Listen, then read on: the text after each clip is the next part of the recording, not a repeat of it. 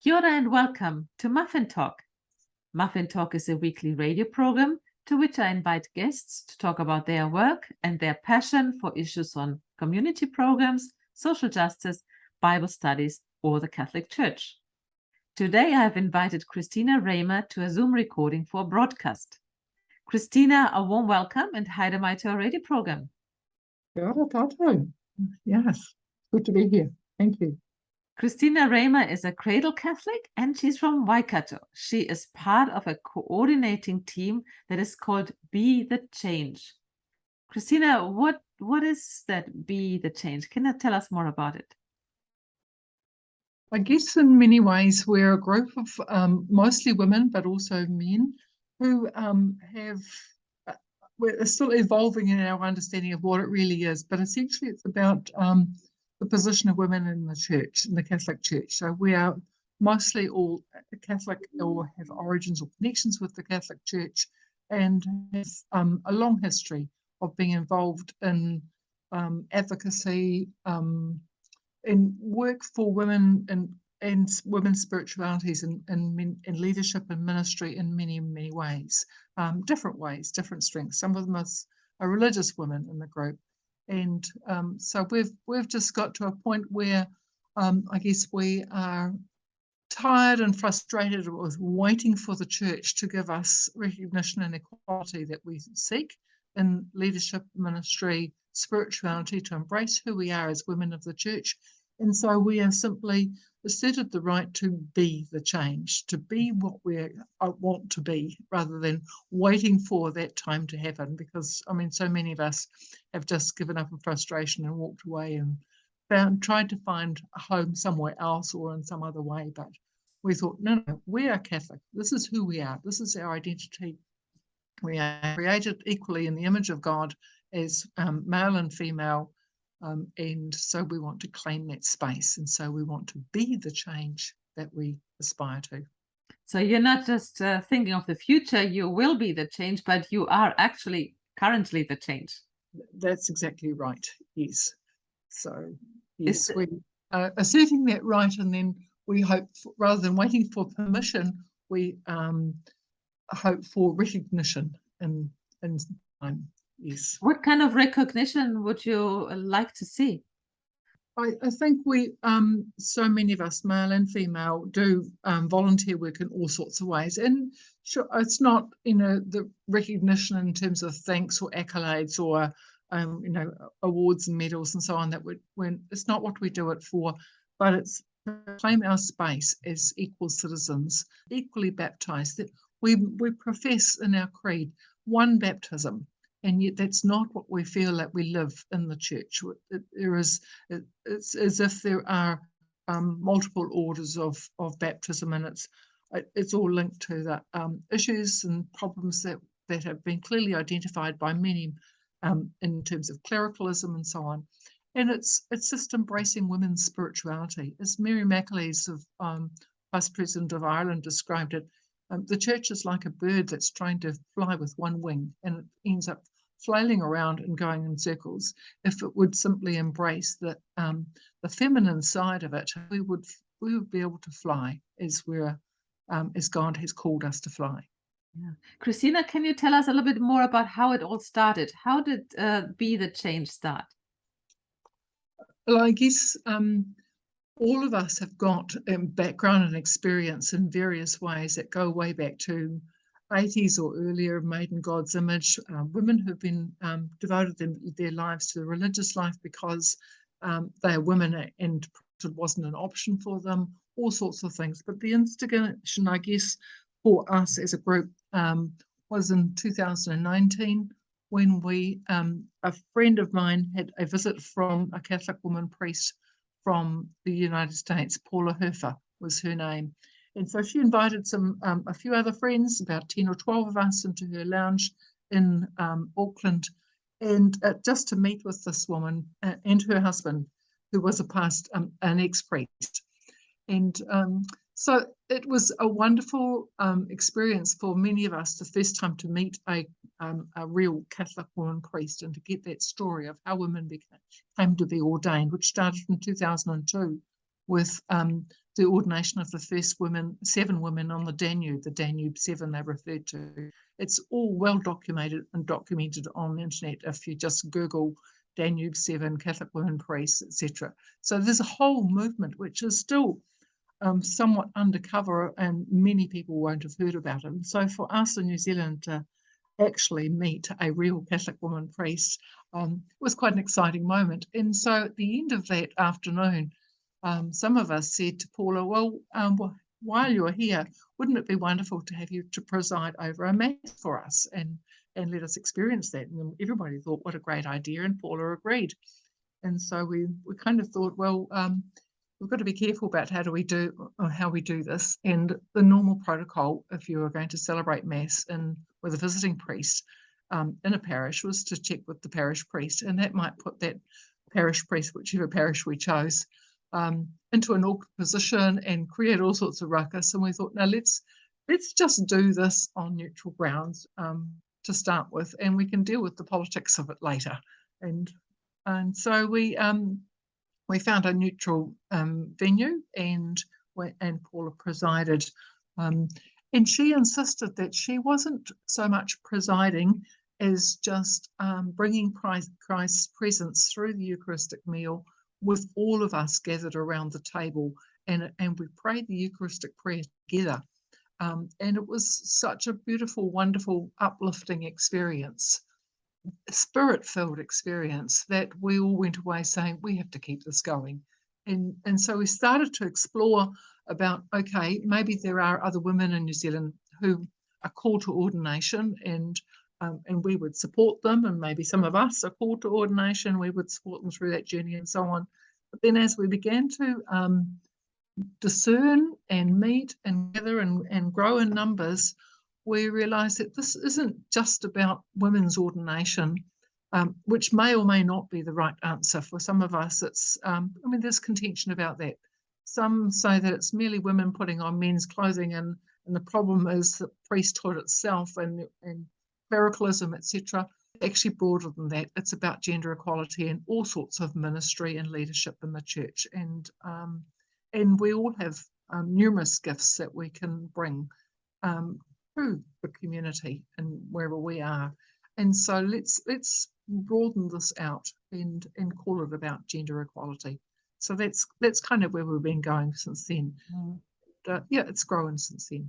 I've read the other day, about a woman who was I think she was a pastoral assistant, and she was just saying part of the Eucharistic prayer with the priest who was presiding, and she got into trouble. So I'm wondering how do you react on these notices when you hear from women? I can't remember which country it was, but it was a woman who was involved in the Eucharistic prayer, and it was very clear then from the reporter that this was not okay. How do you deal with these kind of notices, and do people confront you? We mostly just sort of work in our own circles. Yes, people do confront us, but we simply invite them to join us and be part of it, and welcome people. And people like that woman in particular, we would, you got to kind of choose your battles, and maybe it's not a good idea to confront that particular priest or community or reporter or whoever it was, because we're all entitled to our own spirituality, and the church, that's what the beauty of the Universal Catholic Church is. It embraces a very broad spectrum, and so we're not wanting to impose our way, as it were, on others. If the traditional church or even the Latin Mass and so on is what people prefer and what brings Christ and brings God into the world for them, well, good on them. But we're offering an alternative for so many women who have found that that's not nourishing and not nurturing of who they are in their spirituality. I guess offering the alternative, another place where people can go. And part of that is that we are now running a monthly, on a Saturday afternoon, as a Zoom or in-person inclusive Eucharistic liturgy. And we share it between us, who prepares that, and it's an opportunity for people to connect to our own Eucharistic liturgy as we'd love, we feel called to live it. And those liturgies are, they blow me away with the beauty, the depth, the wairua that's there. It's extraordinary. And yeah. Are there other Be the Change in other countries also? There are numerous, in fact, I would say hundreds of organisations that are related or connected that we find a common spirituality with. We're the only one that goes by this name as far as I know. But I mean, one of our members is at the moment in the United States and very well connected with a group called Holy Wisdom in Washington State, but other parts of Western United States. That's just one group. There are 20 organisations in Australia alone who are part of the Australian Coalition for Catholic Church Reform. So, and all of them have a slightly different focus from that, but a number of them are women's organisations as well. But it's Australian Reforming Catholics, Australians, Inclusive Catholics, in numerous groups. Again, you can find who they are just by Googling ACCCR, Australian Catholic Church Reform International, Catholic Church Reform, and you'll find them. And they have had a powerful influence on working with what Pope Francis has called for a synodal church, and Australia's process with the plenary council, which has concluded in July, and after 2 sessions last year in 2021 and then July this year. And so that's Australia's journey of where it's going, and they're very much a part of that. So in Europe, we are Churches Strong, we are Church Ireland, we are Church Germany, Austria, and numerous other groups, again, Global Council Network, and they all affirm very similar ideas about embracing women as equals, being inclusive, accepting some of them more directly than others, the ordination of women. There's the Women's Ordination Conference, WOC. So yeah, so we're certainly not alone. We're in fact, I've been blown away by how huge the movement is globally. It's like a universal movement. Absolutely, yeah. Yes. An event that you're planning. Can you tell us more about this event? The event is on Sunday the 18th, because that is as close as we could get to the 19th of September, which is Women's Suffrage Day. And so that seemed to be a really good time for us to focus on gender equality for women, because over 120 years ago, I think 126 years ago, women got the vote in New Zealand, and New Zealand was the first country to be able to do that. And yet we are still working towards recognition as equals in the Catholic Church. You know, our role is defined by a bunch of men, and that can hardly be defined or understood in any way as being equal. So we chose Women's Suffrage Day then as the day to hold this, and we have been collecting women's worn out shoes and called this event Pink Shoes into the Vatican. It was kind of a little bit of a variation of what happened in 2013 when Pope Francis was elected. There were a group of women in the Vatican who were sending up pink smoke when everybody was waiting for the white smoke to come up. They thought, well, wouldn't it be amazing if the Holy Spirit would inspire them to elect a woman, and we had pink smoke rise up. But also the Pope Francis is the first one who is not wearing red shoes. He wears, I think, black shoes, but all the previous popes were wearing red shoes. That's right, yes. So the red shoes is very much a symbol of leadership in the Vatican. So yeah, we thought we'd do a variation of this and call it Pink Shoes into the Vatican, and have called on women to send in their worn out shoes with their stories of their journeys in service to the church and work, whether it be at the grassroots level of cleaning and doing the flowers and running children's liturgies and doing cups of tea, or whether it's in ministry of various sorts, pastoral care, leadership, organisation, administration, you name it, whatever it might be. And for many of them, there's been a lifetime of service, either as married women or in religious life, or just complete dedication. And yet we feel as if the doors to equality remain closed to us. And so we have their names and we have those stories which will be attached to the shoes, and the shoes will be lined along the street edge from what was known as Cartoon Place, where Kate Shepherd's petition and memorial is on Lawn Street, right beside the library in Auckland, down Lawn Street, and then down Victoria Street, up Queen Street and out Wyndham Street and to the doors of the cathedral on Wyndham Street.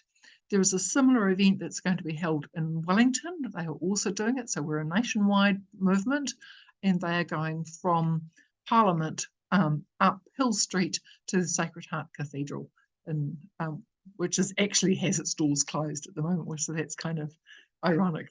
So will there be somebody who will welcome you yes, in the cathedral, or in front of the cathedral in the case of Wellington?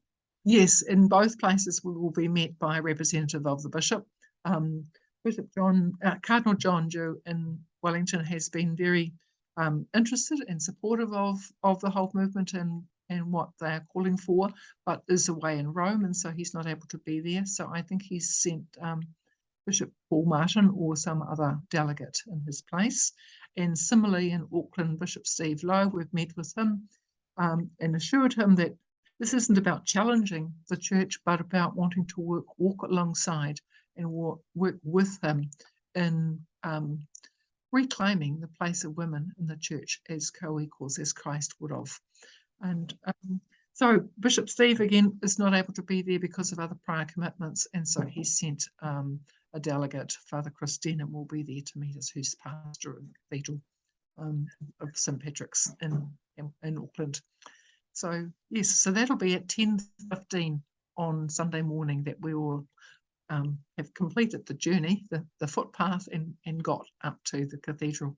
And then it will remain in place for the rest of the day for people to be able to walk along and talk to us and see the installation. So you will bring the shoes to the cathedral and then place them in front of the cathedral? The shoes will just simply be on the street making a path up, and so some of them will be on the in a path right to the door, but we will leave them in place for the remainder of the day, and so people can see them. And then at the end of the day we will collect up the shoes and then give them to City Mission and to St. Vincent de Paul, and some of them are actually not that worn out at all and are beautiful shoes. And if people say, oh, actually, I wouldn't mind these, they fit me too, well, they've found a new home.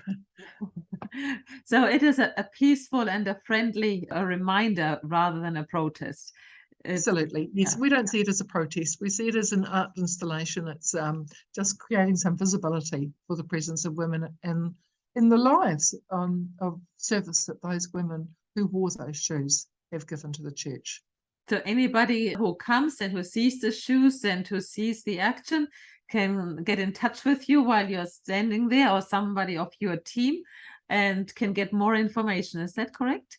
Yes, that's right. We will have pamphlets to give away, so people to hand to people as we talk to them, and they'll be able to just Google and go online or register with Be the Change, or make their comments or whatever. And there is also a YouTube video of the stories with the shoes, so you can just Google on YouTube, search Pink Shoes into the Vatican, and you will see those stories as well. And are there any comments or because you would have advertised it already widely and I've seen it in newspapers, are there any comments from other women's organizations of this, or like We Are the Church, any other groups that come and say, we are very supportive of your idea, we might like to copy it, let us know how it went? Yes, there certainly is. There has been some positive responses from overseas. I think there'll be more once we've actually conducted the event, but there has been enthusiastic response and support. But also locally, from some of the Catholic secondary schools, particularly the girls' schools in Wellington, where they've really got fired up with the idea and will be there in force. So yeah, it's great to see that response.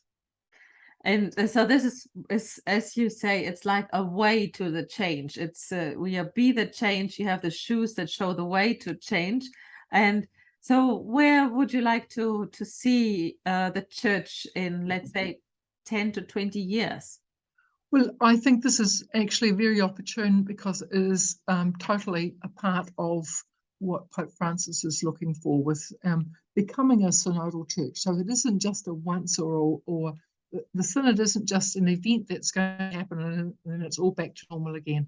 He is calling on us to be more actively involved, for us to listen to one another, be discerning of where the Spirit is calling us. And, we are very clear in our minds that this is where the Spirit is calling us to a greater role of leadership and ministry in the church. So that the church can find her feminine side and be part of a world that needs a God that is neither male or female, but is both, embraces it all. So, yes, I see that this is very much a part of, you might call it democratization of the church too, that which will assist with overcoming the challenges which have been identified that I mentioned before about clericalism and a hierarchical structure of the church. I think that it began with Vatican II, where it's we the people are the church, male and female, slave and free, regardless of colour, race, ethnicity, etc. And so we need to reclaim that church and embrace the diversity of who we are as the humanity of God. And so that's where it's going. And I hope that in practical terms, it will be things in the governance structures so that every community, every parish will once again have an active, vibrant pastoral council that enables that community to create liturgy and minister to the needs of that particular community that's yet still connected to a wider universal church. And that will feed through to the Synod of Synods in October 23, which was where the conclusion of this whole synodal journey, well, it's only the beginning. Yes. It's not the end at all. But my hope is that that will involve lay people, including women as well. It won't be just a bunch of red hats who are meeting together and deciding what happens next. So, yes. But also with the church talking about the lack of vocations to the priesthood, there might be a very good chance that the work and the education of women is more recognized. Absolutely. I mean, there are more and more women who are doing the same training as what our priests are, in scripture study and pastoral care and in ministry and leadership and so on. And yet they don't get to be ordained, whereas their brothers do. And it just doesn't make sense. Yeah. That's just got to change. And the Catholic Church is not the only one who has this history of this kind of structure, because when I look at progressive synagogues that have women rabbis, and 100 years ago it was unthinkable. And so you have lots of examples in many churches, also in evangelical and Anglican church, where you have women priests. So even if it's not priesthood, as you said, it's more about recognizing the talents and the gifts that are God-given. Absolutely. Yes. And I think, we put an unfair expectation on our priest where in the current structures where he's been expected to do everything, to be the scripture scholar, the liturgist, the homilist, the minister, the pastoral carer, the organisation, or the admin person who writes the newsletter and does everything. Well, I mean, the finances and all of that as well. These are it's just untenable and unsustainable. And all of those skills, they can be shared out amongst the community and allow the people with the strengths in each of those various ministries to come forward and do their role. We're like the vine of many branches. And yes, if the workload is distributed among several people, then each one has more time to continue with education in certain fields. Absolutely, yes. So thank you so much, Christina, for telling us all about be the change about this initiative that started with women, but it's not exclusively for women. Not It's at for all. everybody, and it's fitting in the picture of the synodal church, the synodal way, the journey. And I wish you all the best for your event on Sunday, 18th of September. Thank you We will very much follow it up. for all your work you're doing in this field and to create an awareness for everybody being part of the church. Thank you. Thank you for the opportunity to speak, and tēnā koutou katoa. Kia ora, thank you.